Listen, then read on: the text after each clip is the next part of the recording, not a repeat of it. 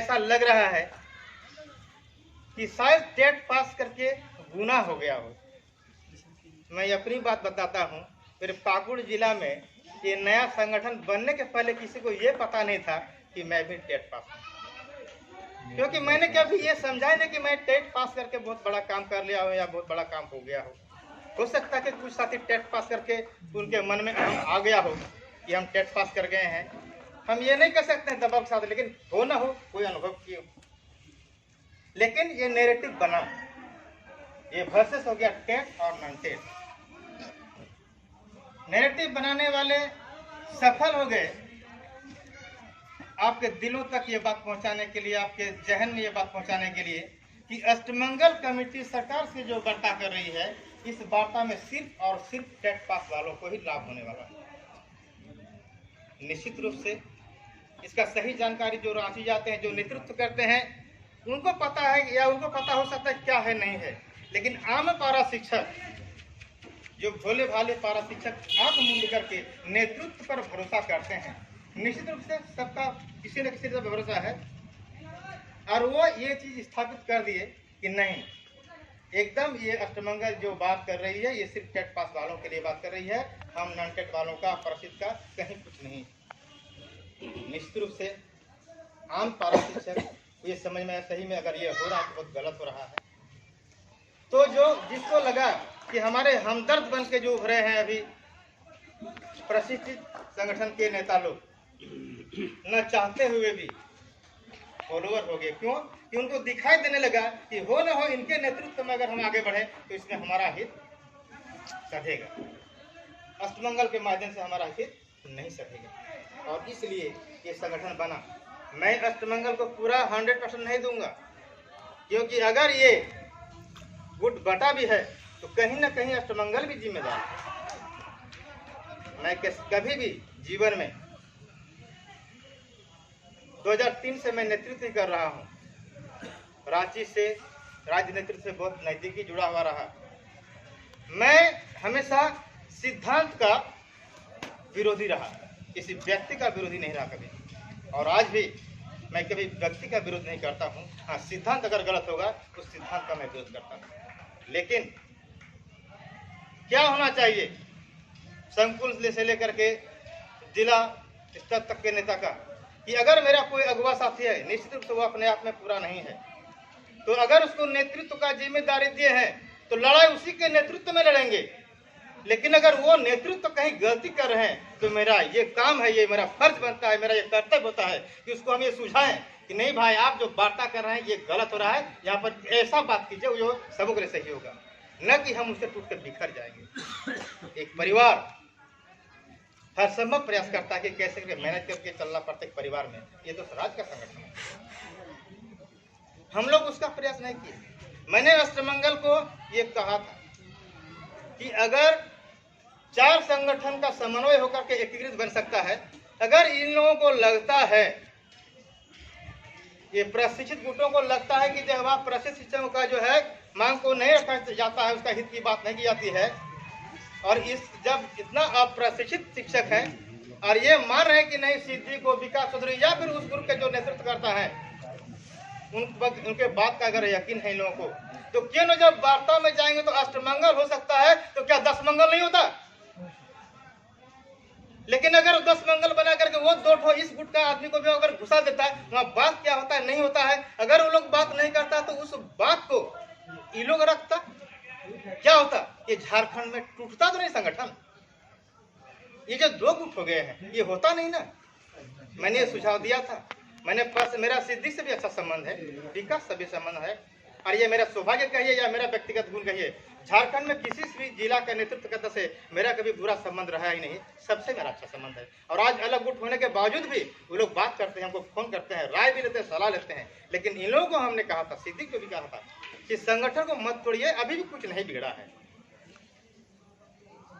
आप लोग ये बात को लेकर के अड़े कि नहीं इन लोग तो टेट पास आधारित नियमावली बना रहा है, हम लोग तो टेट पास नहीं है, इन लोग का ही सिर्फ होगा, तो हम लोग छत्तीसगढ़ का जो है अनुभव के आधार पर लेकर लड़ेंगे, और हम लोग अनुभव के आधार पर ही हम लोग मांग पूरा करेंगे। भाई साहब, अगर आप उसको लेकर ही लड़े थे, मेरा सहयोग था, क्योंकि अगर वो भी नियम लागू होता फिर भी जो टेस्ट पास हो या फिर एकीकृत के बैनर तले जो काम करते हैं लाभ तो उसको भी मिलता।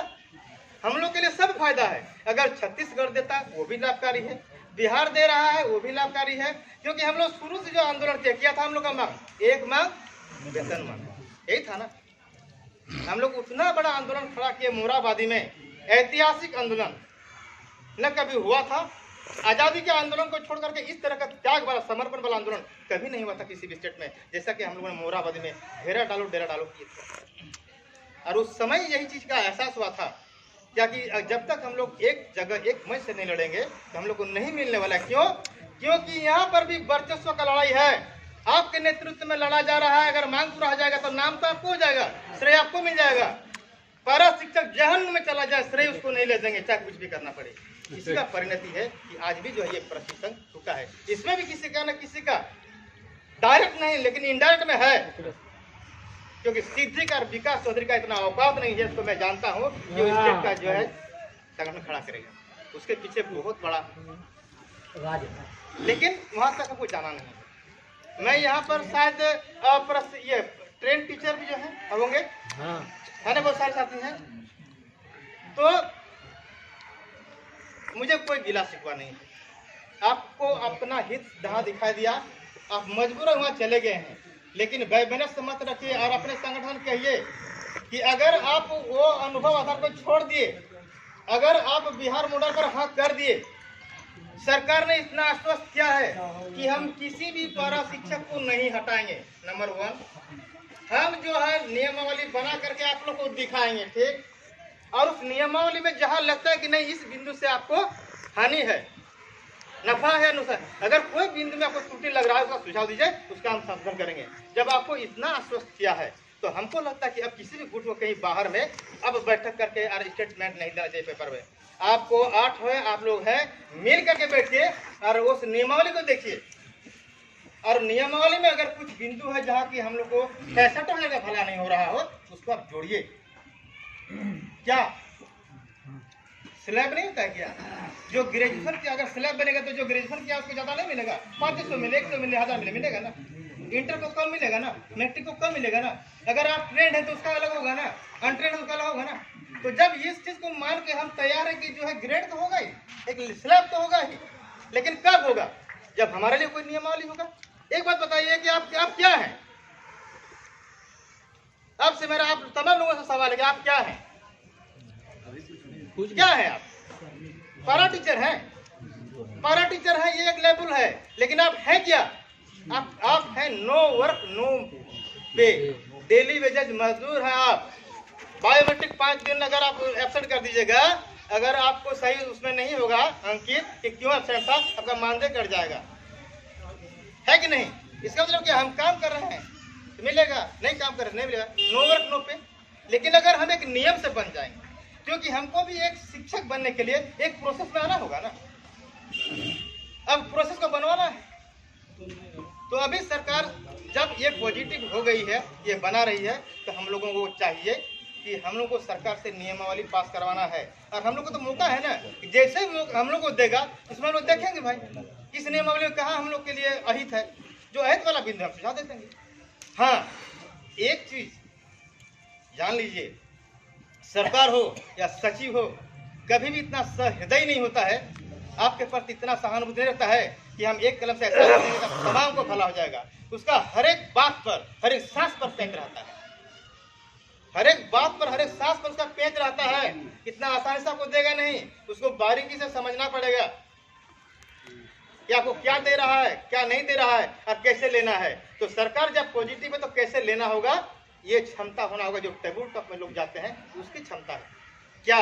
एक साधारण सुझाव मेरा है, चलिए भाई टेट पास को आप डायरेक्ट वेतनमान दे दिए, मांग तो रख ही सकते हैं ना, कितना टेबल में मनवा सकते हैं नहीं मनवा सकते तो अलग मामला है, लेकिन ठीक है जो टेट पास साथी कर गए हैं उनको आप डायरेक्ट वेतनमान दे दिए। जो अनटेट हैं यानी प्रशिक्षित हैं, आप वो आकलन, ये नहीं बोलना कि ये लोग आकलन से डरता है, नहीं, हम आकलन लेंगे, हम आकलन देने के लिए तैयार हैं। इसमें भी सहमति बन गई कि 3 बार आकलन आपसे लिया जाएगा और 3 बार में भी फेल कीजिएगा तो आप पारा टीचर बन के रहिएगा। लेकिन ये चालाकी यहाँ पर टेक्निकल एक करना चाहिए हमारे नेतृत्वकर्ता को कि सर आकलन देंगे, ठीक है। हम लोग जो 15 वर्ष 16 वर्ष 17 वर्ष जो हम लोग नौकरी, इतना जो अनुभव है, तो इस अनुभव का लाभ हमको कुछ मिलना चाहिए कि नहीं मिलना चाहिए। आप पास मार्क्स 40 ही रख दीजिए ST SC OBC के लिए और 45 रख दीजिए जनरल के लिए, लेकिन अगर हम जितना साल हमारा नौकरी हुआ है, अगर उसका हमको एक एक नंबर का वेटेज मिल जाए, यानी अगर हमारा 10 साल नौकरी हुआ है तो 10 नंबर, अगर परीक्षा में हम 30 नंबर भी ला लेते हैं तो 40 हो जाता है। तो कुछ वेटेज भरने का ये प्रयास करना चाहिए हमारे नेतृत्वकर्ता को कि आप लीजिए 40-50 का, लेकिन सर इतना दिन जो हम अपना सर्विस सेवा दिए सरकार को, इसका हमको वेटेज मिलना चाहिए। अब वेटेज का आधार क्या होगा? हम लोग मांग करें जिस दिन से हमारा नियुक्ति हुए उस दिन से दीजिए। हो सकता है कि वो लोग अड़चन लगा दे, नहीं आप जिस दिन से ट्रेंड है उस दिन से देंगे, लेकिन कुछ भी होगा, कुछ तो मिलेगा अगर वेटेज ले लें। हम इस पर जोर दे सकते हैं कि जब तक आप आकलन नहीं लेते, क्योंकि सरकारी वाला मामला है ना, एक आकलन अभी ले लीजिए, फिर एक आकलन कब लीजिएगा, बहुत बना है। तो जब तक आप आकलन नहीं लेते हैं, इसको वेतनमान दे दीजिए, लेकिन ट्रेन टीचर को कम से कम 30%, 25%, 20% वो आप क्षमता पर है, कितना ले सकते हैं कि उतना मानदेय आप बढ़ोतरी कर दीजिए। टेट पास हो, जैसे आकलन परीक्षा पास कर देंगे वेतनमान में आ जाएंगे, लेकिन जब तक आकलन नहीं रहता तब तक इनको कुछ मानदेय बढ़ोतरी मिलना चाहिए। तो इस ढंग से अगर हमारे वार्ताकार बात को रखते हैं तो बहुत हद तक बात बन सकता है। 100% सफल हो ऐसा नहीं, लेकिन आप अगर 50 मांगिएगा तो जरूर 30 तो मिलेगा ना।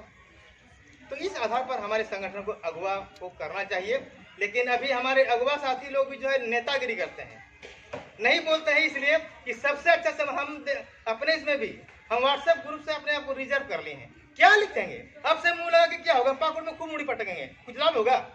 मुड़ी तो वहां पटकना होगा जहाँ टेबल टॉप में। अब क्या होता है, यहाँ अगर आप कुछ लिखते हैं सोशल मीडिया पर तो आपसी बैबनेस बढ़ जाता है। आप कुछ लिख दीजिए, आप कुछ लिख दीजिए, वो गाली दे रहा है, वो नीचा दे रहा है। और अभी जो हो गया क्या कि आपको नीचा दिखा के हम अपने आप को ऊपर करेंगे, ये वाला सिस्टम हो गया है। इसीलिए यहाँ पर जो भी साथी हैं, चाहे वो टेट हो नॉन टेट हो, हम एकीकृत के बैनर तले हैं, एकीकृत पर भरोसा रखे थे, और एकीकृत जो है 4 संगठन का समन्वय है, और अष्टमंगल में फिर जो है टेट भी है नॉन टेट भी है। कोई नहीं चाहेगा कि अपना पेट में कोई लात मारे। हाँ, वो लोग इतना दिन से बात कर रहा है, सचिव स्तर पर टेबल तक करना उतना आसान बात नहीं है जितना यहाँ पर जो गरज के आप बोल देते हैं, ये मिलना चाहिए। और सबसे बड़ा दिक्कत क्या है कि हम 65,000 पारा शिक्षक हैं तो 65,000 प्रॉब्लम है। जब हम नेतागिरी करते हैं तो हम सर एकदम ये बिंदु जरूर पाइएगा, क्योंकि उस बिंदु में उसका निहित है लाभ। अब आपके पास ये आप बोले क्या सर, नहीं सर इस बिंदु को भी जोड़वा दीजिएगा, और ऐसे करके जब जोड़ने लगते हैं ना तो 65,000 बिंदु जुड़ा जाता है। क्या ऐसा होता है? क्या नियमावली बनता है, एक नियम बनता है, उस नियम पर आप आइए। क्या 2013 में जो टेट पास किया शिक्षक का निकला, जो टेट पास वो भरे, उनका नौकरी भी हो गया। क्या कोई विरोध किए थे? किसको मलल था? हम ये संतुष्टि कर लिए थे भाई हम टेट पास नहीं किए हैं, और जो नियमावली था उस नियम के तहत हम नहीं आए तो संतुष्ट कर लिए। लेकिन आज क्या हो गया, अरे साला वेतन मान मिलेगा टेट पास को। नहीं, मेरा नहीं तो तुम्हारा भी नहीं, चाहे जो। इस नीति पर कायम रहे कि मेरा नहीं तो तुम्हारा नहीं। मैंने कैसा हो गया, 2 पत्नी थी, दोनों सौतन थी, एक बोल रहा है सारा जो भी जब तुम्हारा भतार मरना चाहिए, भले हम मतलब विधवा हो जाए, यही ना। दो है, एक हस्बैंड एक बीवी, दो बीवी एक हस्बैंड, दोनों लड़ रही है। एक हस्बैंड एक का पक्ष लिया तो क्या दूसरा क्या बोल रहा है, हम विधवा हो जाएंगे मंजूर के साथ, तुम मरो। किसको कष्ट देने के लिए? उस औरत को कष्ट देने के लिए। लेकिन ये नहीं पता उसको है कि ये मरने से दोनों को कष्ट होगा। आज हमारे प्रसिद्ध का ग्रुप और ये एकीकृत में यही स्थिति हो गया है कि तुम नहीं तो हम भी नहीं, ऐसा नहीं होना चाहिए। तो कितना बोले से बहुत लंबा होगा, और मेरा ये कैसेट ऐसा है जितना बोलते हैं जितना होगा थोड़ा बढ़ते आता है, खत्म नहीं होगा। चलिए आज का बैठक इसी दर्द का था कि हम लोग अलग क्यों हैं, हम लोग प्रयास करेंगे।